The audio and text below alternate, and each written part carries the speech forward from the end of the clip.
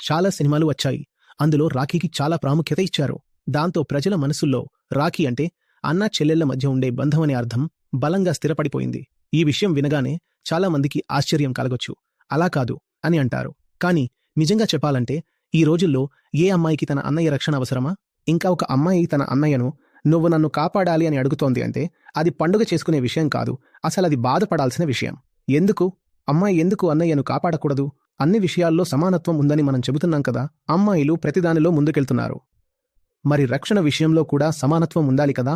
ఇంకా విచిత్రమైన విషయం ఏమిటంటే అక్క తమ్మునికన్నా 8 నుండి 10 సంవత్సరాలు పెద్దదిగా ఉన్నప్పుడు కూడా అదే జరుగుతుంది. మీరు ఇళ్లలో చూస్తారు, 1 సంవత్సరం వయస్సున్న చిన్నపిల్లాడు ఉంటాడు, పక్కనే 10 ఏళ్ల అక్క అతనికి రాఖీ కడుతుంది, నువ్వు నన్ను కాపాడాలి. ఆ పిల్లాడు ఏడుస్తూ ఉంటాడు, ఊయలలో మూత్ర విసర్జన చేసి పడుకున్నాడు.